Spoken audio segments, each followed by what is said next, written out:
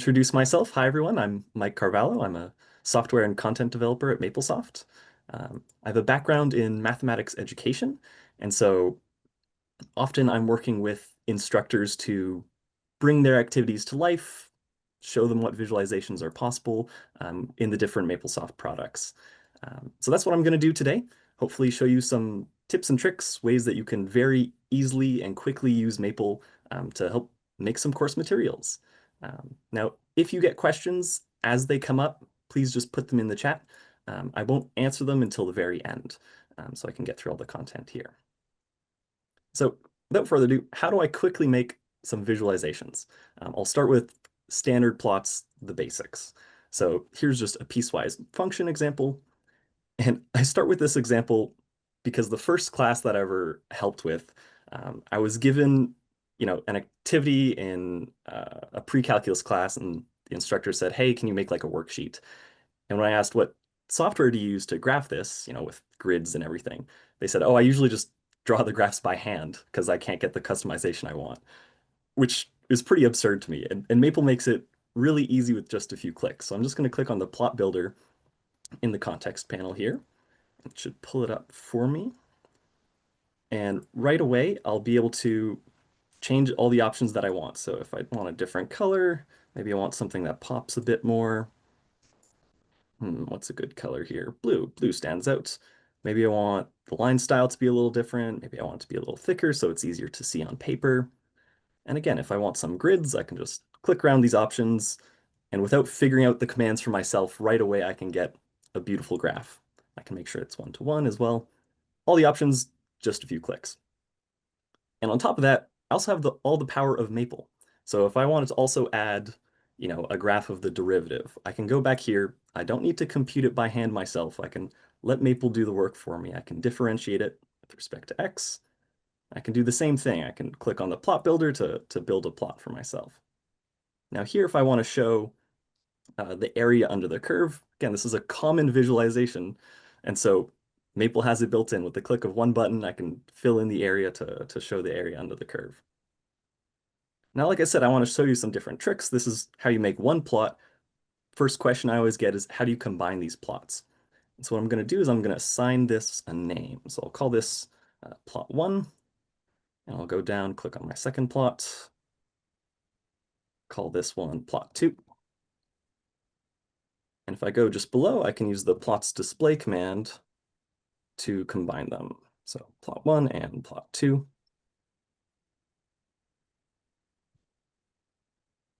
And just like that, I combine my plots. And again, maybe I don't like the look. With just a few simple clicks, I could change the colors, I could change the transparency, everything I want, super easy. And if you use Maple for nothing else, just the plots, you're saving yourself time making your course materials. Because I could right click, I can export, I can save this as a PNG, I can drop it in PowerPoint slides, I can drop it in lecture notes, whatever I want with just a few clicks. So that's a basic plot. Now, the plot builder is one way to make plots. Another great way to make plots is that many commands to do and perform computations have a built-in option for it. So this here, I'm just generating a list of some random points, and the convex hull, I can compute it. It's the smallest convex polygon that surrounds all the points. And I'm using my hands because, it's inherently visual, and because it's such a common thing to visualize, this command has it built in. I can say output equals plot, and right away I get a plot. And again, fully customizable. Maybe I want the symbols to be a little different.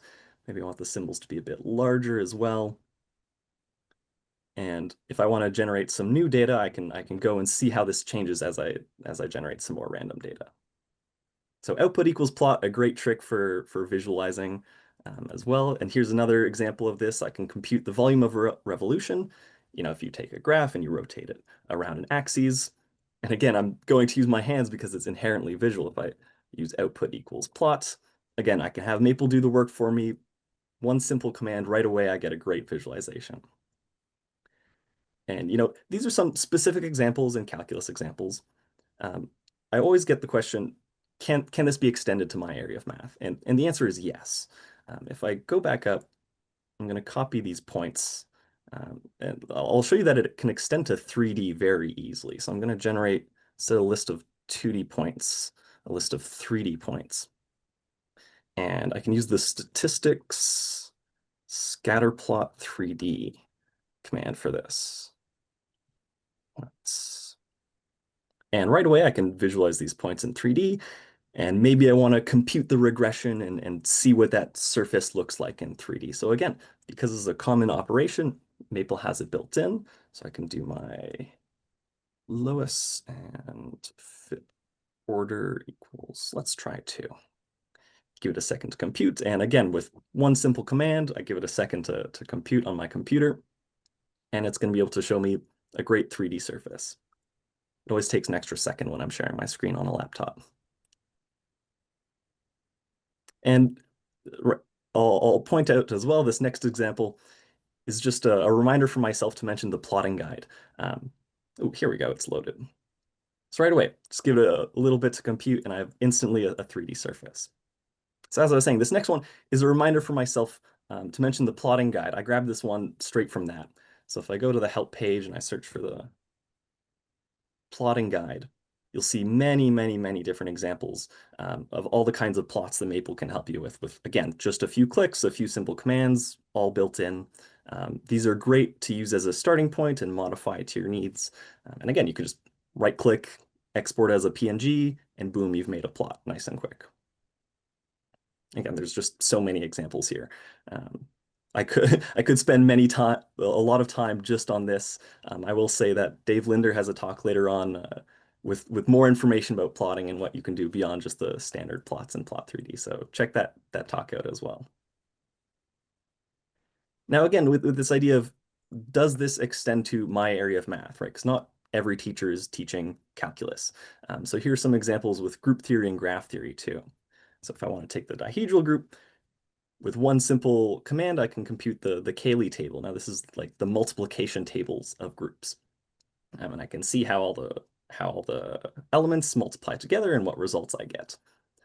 And again, I like this example because in my group theory class, some student had a comment saying, oh, well, if I go up to the dihedral group D6 instead of D3, what does that table look like? And my instructor had said, we'll leave that as an exercise to the students to fill out this big table by hand, which is tedious and annoying, but it's super easy with Maple. You can generate it, and then right away you can copy that, put it into your course notes. No problem at all. Skip all the tediousness of it. And again, many of these visualization commands have different ways to organize the information based on what you need.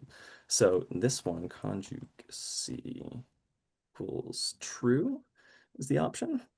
And I can order these groups by conjugacy class.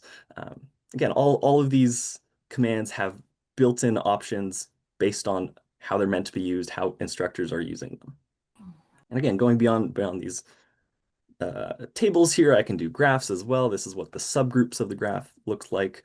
I can also view what it actually looks like, right? So when I take the action, how am I transforming one element to another? And maybe this is something you can draw on a blackboard or a whiteboard these days.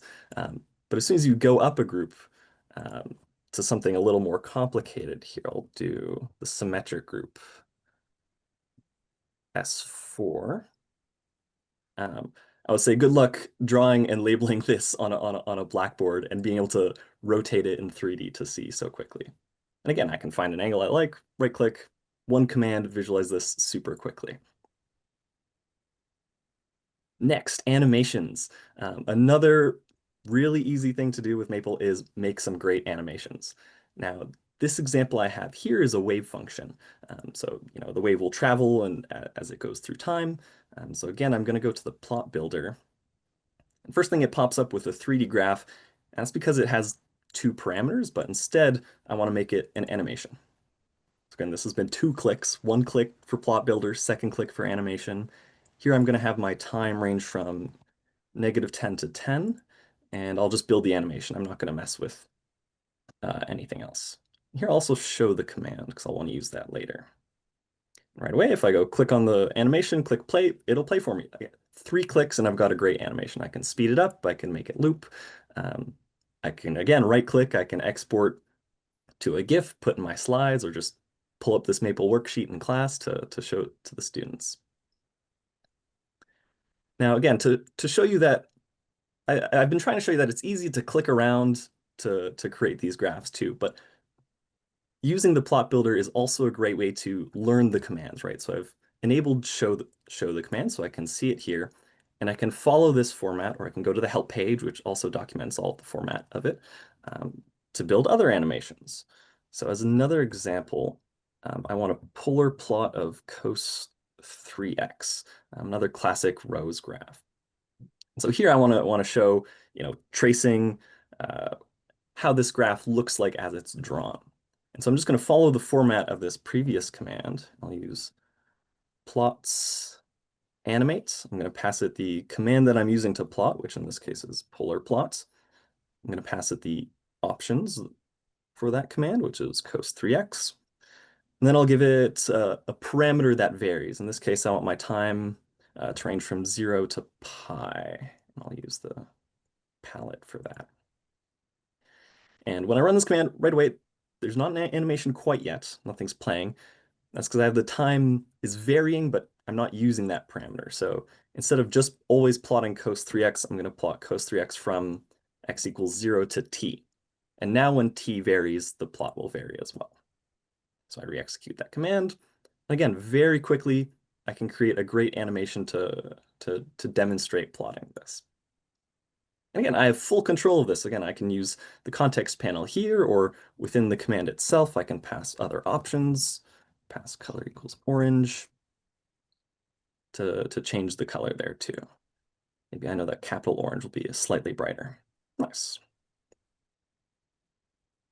And so that's animations in a nutshell. Again, very quick to make in Maple.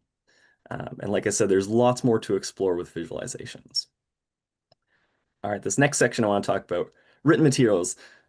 You know, this is everything from your lecture notes, lecture slides, worksheets, midterms, um, anything that takes some writing. And this first section here, creating notes, is blank. Um, because part of the point is that this is a whole technical document environment where I can make my notes directly in Maple. So I can mix in math and text. I can say to compute some integral, and as an example, I'll just put in x times e to the x, and I can go on and put some explanation here. And the best part as well is I can inline have this math evaluate as well. So I can evaluate and display inline. I might need to right click executable math. There we go. And I can have it all in one place, and the math that looks like math and text that looks like text. And in the edit tab up here as well, full document editing control. I can change the fonts, the styles, bullet points, um, italics, everything you would normally need when editing a document. Um, as another example of, you know, having this math environment made for making documents, something that other software can't really do. I'm going to input a 3x3 matrix. Here I'll get some random values. And I have the power of Maple here. So maybe I want to compute some decomposition on this matrix. So here I'm just going to take, as an example, the PLU decomposition. And I can get it in line. And again, I can mix that in with the text explaining what it is. I can have it in line. I can even go to File, and I can export as a PDF and send that to my students. And as an example of some full courseware that's written in Maple is within Maple itself. So if I go to the Education tab and take a look at the study guides, already there's some essentially full courseware, full study guides. And these are some great examples where you can see you can make entire books. In here, I have all these explanations of what it is, examples, tables, charts, colors, everything you'd need to make full course notes. So yeah, that's an example of creating notes. It can all be done within Maple. Great. Another great use I've seen of Maple is creating answer keys. So say you have a question on a midterm, you've got to give your TAs some kind of answer key or solution to follow and where to give points to students. So here I've worked through this linear algebra problem myself. Um, I know I start with these equations. I want one check mark for this computation, one check mark for this computation, one check mark for verifying their work, and one check mark for going back. And then again, I can just export this as a PDF, and it's a very accessible format. I can give it to my TAs, and they can follow this. I can even use this to help figure out questions. If I know I have an answer that I want nice integer numbers, I can use Maple to sort of solve and backtrack, undo these steps to find the original question I want to give to students too. And on that note, creating questions. So one one common issue I always saw in class is, students would solve the first question and then be like, can I practice more? There's always many students that, can I just practice more, more, more? And this is a great way to do that, or have variations for different students. So here I have some expression, and I will note I've right-clicked, I've made it to an inert form, so that way Maple isn't evaluating it right away, but I can still compute the value. And I can use the random tools generate similar command to generate a variation of this. And you can see it's varying all these parameters that don't change fundamentally how to solve this expression, right? So it's just changing the coefficients and the bounds, but it's still fundamentally solved the same way. And I can do this to very quickly generate other questions to use to put in worksheets. I mean, if I want to create a whole list of them, I can do the repeat options. Maybe I want 8 of them all in one. And I can even use Maple. Like I said, this is a document editing environment. I could make this itself a worksheet. So here I'll define these as the questions. And if I want to put them in a nice little table, it's very quick. So I'm going to make a 2x4 matrix of the questions. And I'll use the document tools tabulate command, tabulate, to turn this into a table for me. Press enter, and right away, and again, I can just re-execute this, generate a new worksheet from scratch, and just as easily I can generate the answers too, right? Get my answers with a single line. I can just apply value to the questions.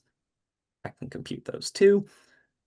Another example I've seen many instructors do, if you want individualized worksheets for the different students, often at the top of a worksheet, you can use the randomize command and tell students input your student ID. So that way, when they generate the questions, it'll be specific questions that generate the same way for that ID. And so that way, each student has their own unique set of questions. And so that's creating questions. Again, there's many tools in the random tools for creating different kinds of problems. Again, this is just one calculus example, solving equations. There's many other examples that it can help generate similar practice for. There's also many tools built within Maple to help students try another. Definitely check out the generate similar command. In this example here, explorations. And I have this quote here, sometimes the best teachers don't teach, they just open doors. My favorite lectures, both that I've like been a part of and that I've given, are the ones where I can see the gears turning in students' heads, where it really gets them to think and play with the math, get their hands on it, and get that aha moment. And so often when designing an activity, it can be very, very difficult to find exactly what you're looking for online. Um, some things are not quite right or it doesn't quite solve the way I want. But I want to show you here that it's really quick to make an interactive exploration directly in Maple. So as an example here, maybe maybe I'm teaching a number theory class and I want some activity where students can change a parameter and see how the divisors and the factors change based on the number. And so, of course, I could change this number, re-execute the lines, but that's not easily interactive. But here I'm going to go to the Components tab, and I'm going to input a slider and a label. And this will just be 2 lines of code. So for this slider, what I'm going to do, I want to show the axis labels. I want to see where it is. And I want to edit the value changed code. So this is what happens when I change the value of it. What code is it running? So the first line of code, I'm going to get the property of the slider. So here I know the slider, its name up here is slider 0. And the property I want to get is its value. Great, first line of code. And the second line of code is I want to update that label to show what this value is. So now I'm going to set the property of my label 0. And I'm going to set its caption to be a string. Here I'll say, I'll show n equals, and then I'll give it the value of n. Save this, it tells me no errors, great. Now if I go and update this slider, as I move it, it's showing me when I let go of my click what that n value is. Now if I want to update in real time, there's an option here for continuous update on drag. There we go. So now as I slide it around, my number is changing and it's recomputing that.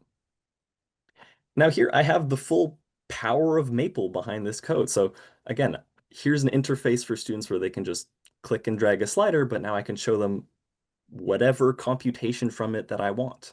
So I'm going to go back to edit here. And as well as showing them the number they've selected, I also want to show them the divisors. And here I can use that command I had before, which was number theory divisors of n. And sure, this one line of code is getting a little long, but it's still just two lines of code, just two commands. And now as I move this around, you can see right away it's showing me these divisors. And again, maybe I can go further and I can update, show the factoring as well. But really, this is just meant to give you an intro to show you how quick it is to make these kinds of interactive explorations in Maple. Really, the power is unlimited. You know, I can have this slider automatically update a plot. I can have different toggles and dials. I can even play audio, record audio. I can put in videos into these worksheets for my students to view. And that's what I had to show you today. And so like any good lecture, I want to recap briefly what did I go over? What did I show you? Um, from the top, visualizations, plotting, very common, very quick to do with just a few clicks. You can click on the plot builder, customize it fully. You can combine your plots. At the end, you can right click, export to a PNG. You can put it wherever you'd like very easily. Another quick way to get some plots is depending on what you're computing. Many commands in Maple have these built-in output equals plot options because we expect you to use them for plotting. And again, this extends to higher levels of math, every corner of math that has a visualization, which is most of them. Very quickly, you can get 3D surfaces, you can get beautifully colored plots, um, graphs, tables, graph theory, 3D visualizations. And again, I'll mention again, the plotting guide is a great place to start. Just like this animation here, I used the plot builder, and then I took that command and sort of applied it for my own example with the polar plot here. And then creating written materials, notes. Again, you can do all of your notes directly in Maple. You can export as a PDF. You can give students the worksheets. You can even pull up these notes in class. I don't have this presentation designed for this, but if I press F11, it goes into a presentation mode. So I can use this as slides as well directly in Maple. Get out of there. Creating answer keys, right? If you can do your work, you can repeat your steps. Here's a nice, easy way to visualize. Give a check mark there, check mark there, check mark there. And I can come up with completely randomized worksheets for students, right? I can say, put in your student ID, run these commands, and there's your practice. And then finally, the interactive exploration that I just showed, very quick and easy. And a funny story, while I was creating this example for this talk, I had accidentally put the slider to 0 and this error came up. And it said, cannot represent all positive divisors of 0. My first reaction when I saw an error pop up was, oh no, there's an error. And then it really made me think this is the whole point of an interactive activity like this, right? Accidentally discovering, probably a trivial property, but the idea that, you can't enumerate all the divisors of 0 because there's infinitely many, is something that I rediscovered with my own activity. Um, and so that's what I had to show you today. Hopefully I've given you some ideas of how Maple can very quickly help you create different kinds of course materials.